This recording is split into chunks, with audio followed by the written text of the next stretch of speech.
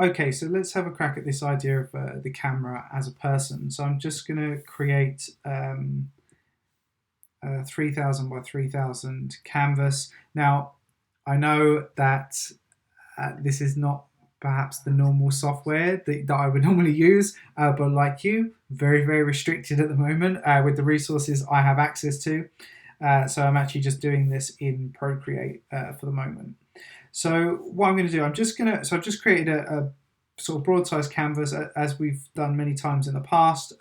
Same principles as we looked at in the first run of digital art. So using 50% valued canvas, so exactly halfway between dark and light. So we can apply values really cleverly. So what I'm just going to do, I'm just going to mark out some sort of canvas spaces to sketch in, like so.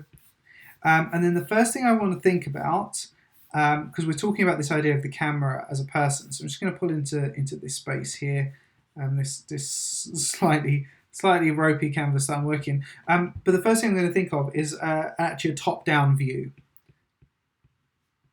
Okay, so I'm thinking about like looking straight down at this shot and all characters present in it. So let's say we've got two characters. We've got a dominant one, a submissive one, and they're standing in a highly elevated position. So I want to be able to see a long way into the distance, potentially behind them. Now, that's absolutely fine. There's no problem with that. So let's say we've got vertically, we've got character one positioned here and character two positioned just here. Okay, and then what I'll do is on this one, this is my spatial information.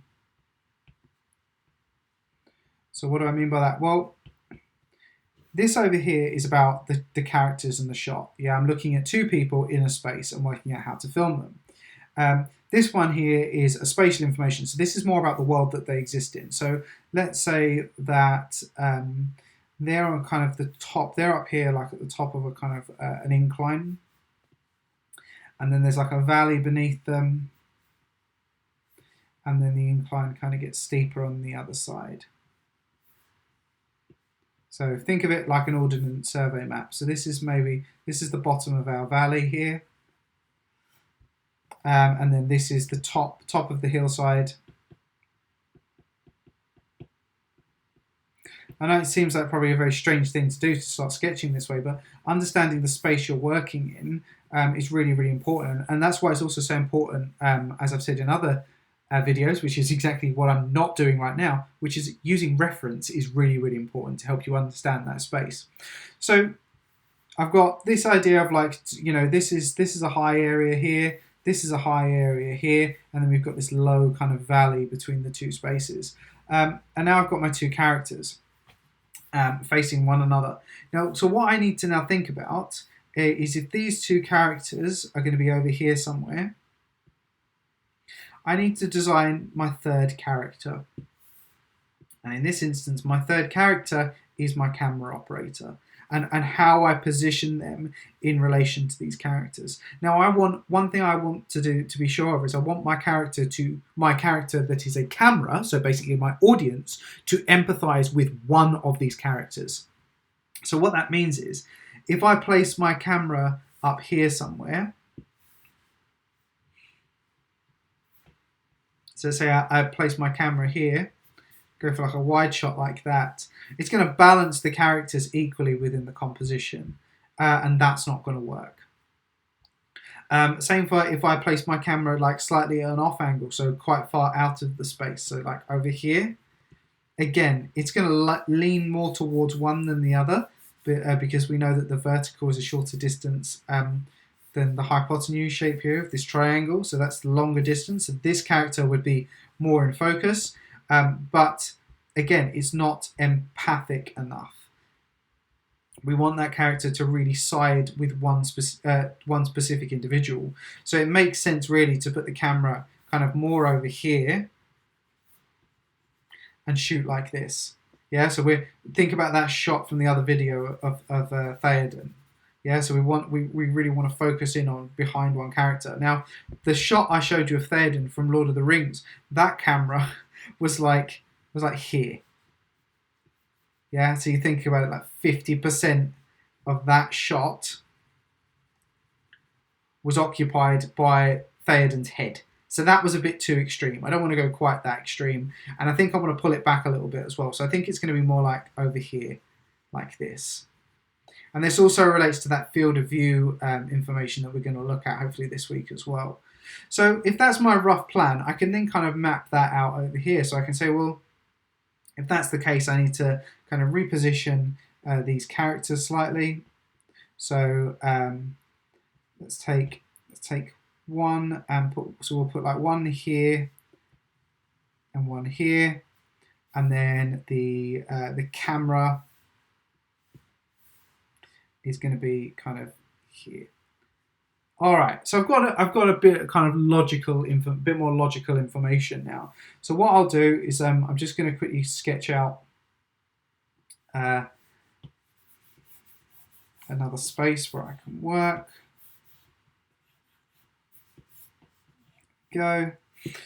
And then what I'm going to do with this is just start by thinking about the perspective of the shot. So there are lots of tools that can do this.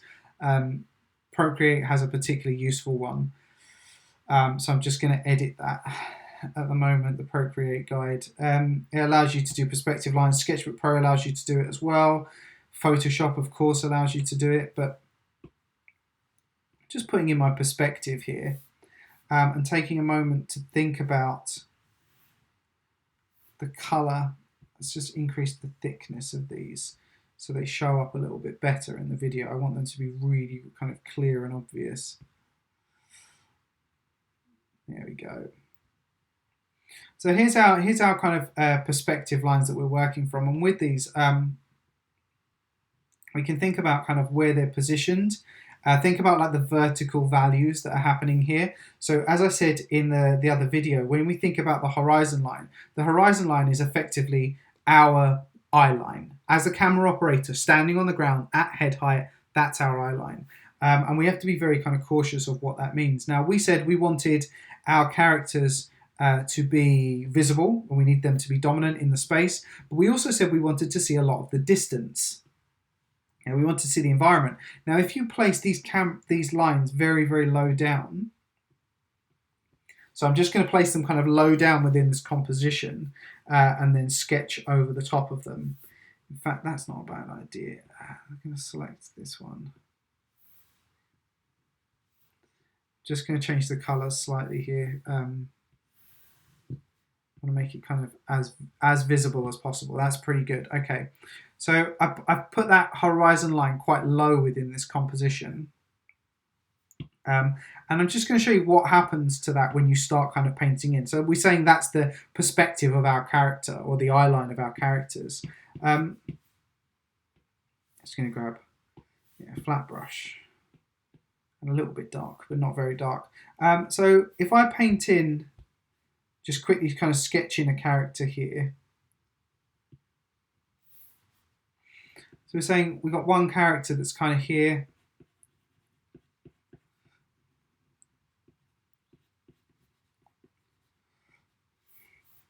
So we've said like our eye line here. So just by painting in this silhouette of this character, what I'm saying is that the camera operator's eye line is the blue horizon line within this shot. Okay, so if I have to paint another character in, so now I'm going to paint one in here, so the character he's looking at.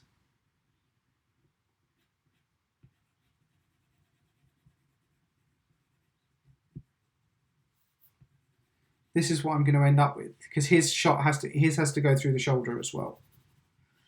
And that, in terms of the environment, doesn't work very well, because if we just sketch behind these two, our environment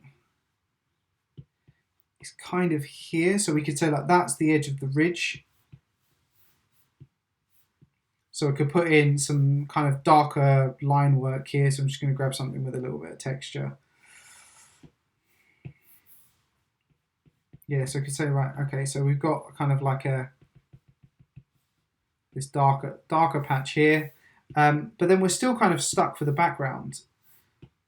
So how do we get, if this is our character lineup, how do we get this idea of a ridge in the background? Is actually quite difficult. And we could sketch something in like this and say, like, you know, there's our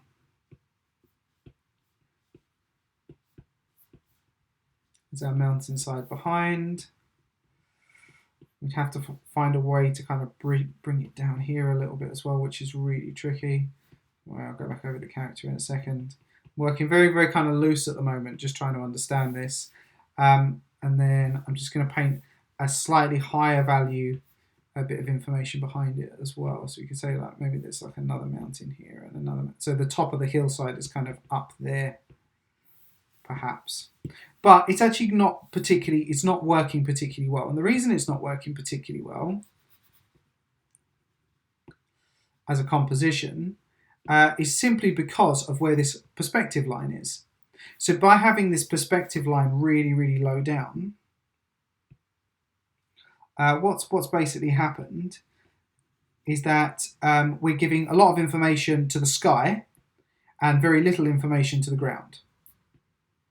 And that's not going to work at all. You look at this as a whole composition. Let me just square it off a little bit, just so you can see it a bit clearer. There you go. Not too far. So yeah, when you look at that as a whole composition, it's not working particularly well because so much information has been given over to the sky. You think about how much space the sky occupies. Yeah, it's occupying a hell of a lot of space, and that's no good, really. What we need instead is to give more emphasis to the ground, okay? So to thinking about, you know, a focus. So the focus at the moment, this piece of the shot, look how much it occupies the sky. It's far too much. Half of the shot is sky, and that's because of where we positioned our camera and where we kind of created our horizon line. We let these characters slip above our eye line, and that pushes the eye of the camera to the sky. So the person, think about what we said about the idea of the person is the camera, the audience is the camera. What you're saying to them with a shot of this construction is, I want you to care more about the sky than I do about what's happening on the ground. And that's not going to work at all. Okay, so let's try this again. So what I'm going to do, I'm just going to get rid of my, back to my pencil. I'm just going to sketch out another composition space just here.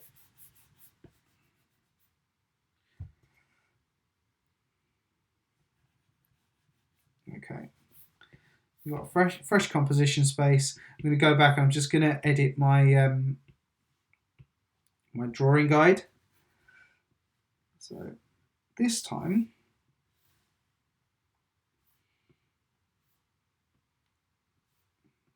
I'm going to lift that drawing guide. Let's delete that. Okay, so I'm not going to not too extreme.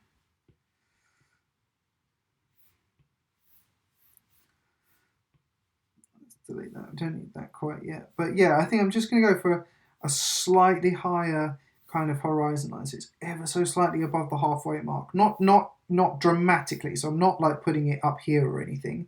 I'm just kind of bringing it ever so slightly above the halfway line and kind of leveling it out. Okay. Just going to create a whole new layer to work on this one, I think. So with this one, let's go back. Get a paintbrush of some kind. Yeah, that'll do. It's a bit green. We don't really want that. So grab just that mid-grey. And I'm going to do the same thing as I just did. So I'm going to think, oh, okay, well, if I've got these two characters and I've got like a dominant character and a recessive character or a submissive character, let's put one of the characters' eye lines now through their head.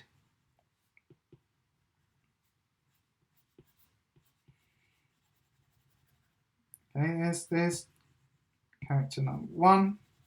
So I'm really just thinking about where they're placed. And then character 2.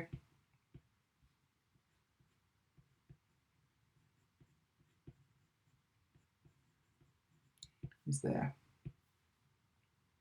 Okay, so we've got their eye line's that little bit higher now. So we've brought it up in the shot. Think about where it was for this one. They're really low down. Now the camera's a little bit higher, it's a little bit more leveled. Look how much information's given over to the ground. So now what I can do is I can bring that background information. So I can just jump back to a pencil tool, I think, for this, just to sketch this out. So now I can be a bit more specific in that background information and put far more focus on the ridge on the other side. So let's say we've got like a mountain ridge here. So we said it's still the same. I'm still thinking about like things lifting up into that space. You could even get much closer to the edge with this shot. So there's the edge of the path, or the edge of the kind of hillside.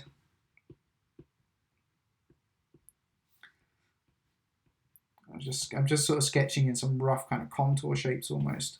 Okay, right, so I'm going to do it a bit cleaner this time, just so I'm not wasting time, erasing stuff and moving it about. Okay, so I'm just going to go back to grab a paintbrush quickly. That'll do. Go for something slightly darker. Perfect. Just paint this in on the ground.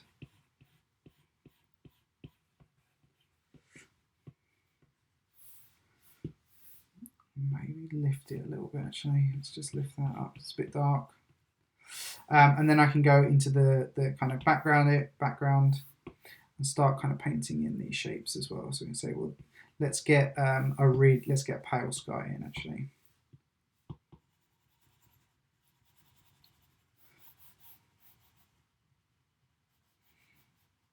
That alone will help with that contouring a little bit. And then I'm gonna fade this down. I'm just going to add some specks of it there. So I'm just adding a bit of light at the bottom. I'm going to delete it again, and then grab this and just clean this line up.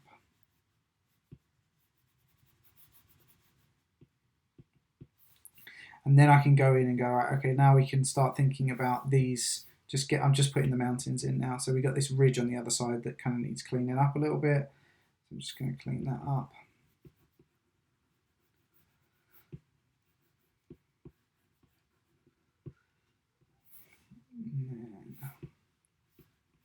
Probably needs to be a little bit darker actually.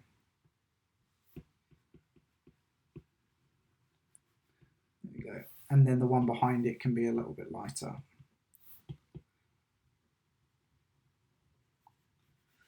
And then the one behind that can be a bit lighter. So I'm trying to go as quick as I can here because I don't want you to focus on this for too long.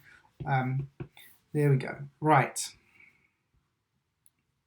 So now this composition, let's just go for a new layer over the top. Get that, where's that bright green gone? That luminous green. Let's think about this one. So this is principally the same thing, but now we've kind of met their eye lines a bit better. So we're saying like we stand at the same height.